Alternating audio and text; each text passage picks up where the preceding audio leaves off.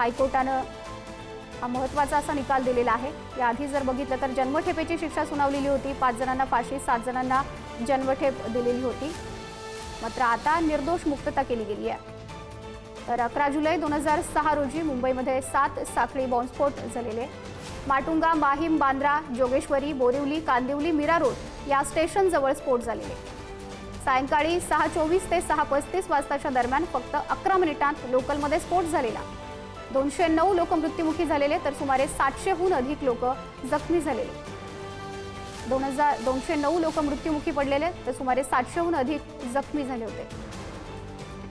लष्कर ए तोयबा आणि सिमी दहशतवाद्यांवर संशय, त्यानंतर अटकेची कारवाई केली।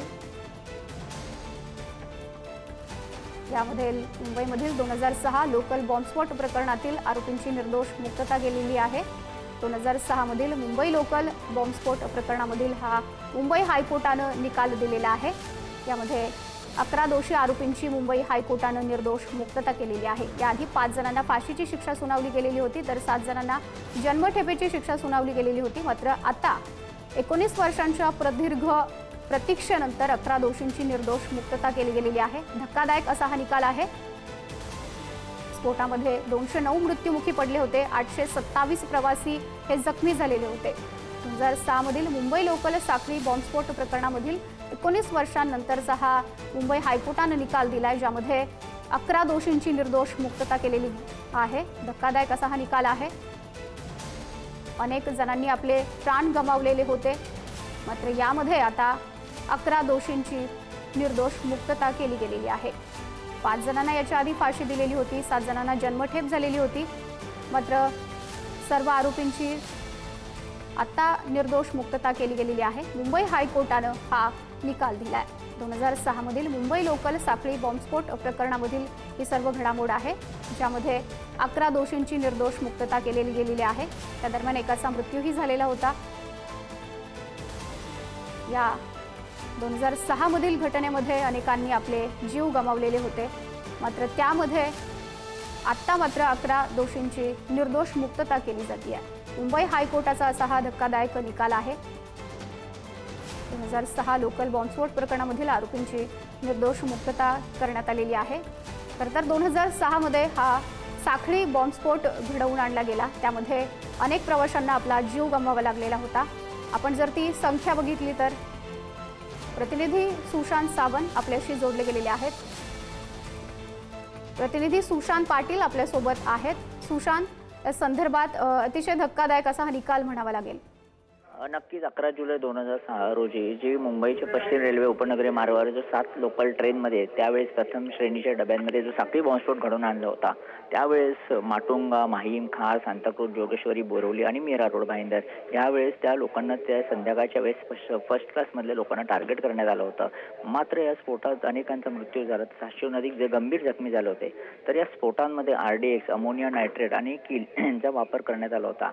बरं, हा जी वेळ होती बॉम्बस्फोटाची ती 6:24 आणि 6:35 या दरम्यान करण्यात आला होता। 11 मिनिटाच्या कालावधीत हा स्फोट करण्यात आला होता। बरं, हे सगळे जे RDX आणि अमोनिया नायट्रेट वगैरे जे वापरले होते ते एका कुकरमध्ये ठेवण्यात आले होते। त्यामुळे ती एवढी भीषण आणि एवढी तीव्रता होती त्या स्फोटची की अख्ख्या डब्याच्या वरील छत देखील ते फुटले होते आणि ते सगळे बेंड झाले होते। म्हणजे रेल्वेसारखं एवढं भक्कम असलेला जो डबा असतो ज्याचं, त्याला सुद्धा ते फोडून टाकलं होतं सगळं आणि अनेकांना कांठाळ्या बसल्या होत्या, अनेकांना कानाचे प्रॉब्लेम झाले होते। अशा पद्धतीचा हा स्फोट करण्यात आला होता, जो कुकरच्या आतमध्ये हे सगळे ठेवून बॉम्बस्फोट करण्यात आले होते।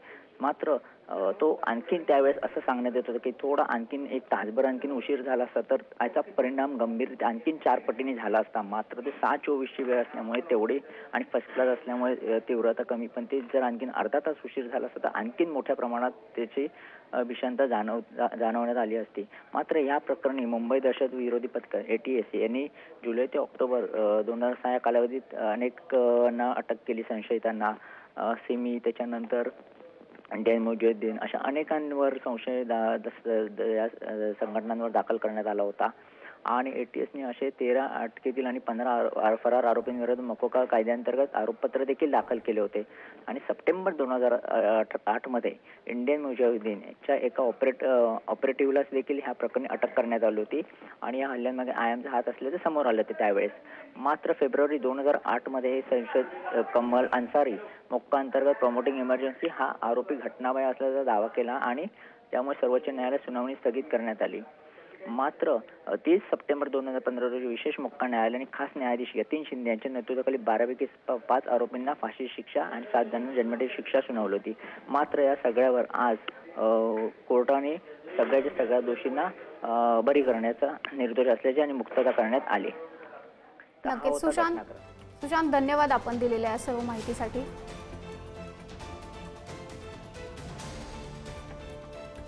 Thank you.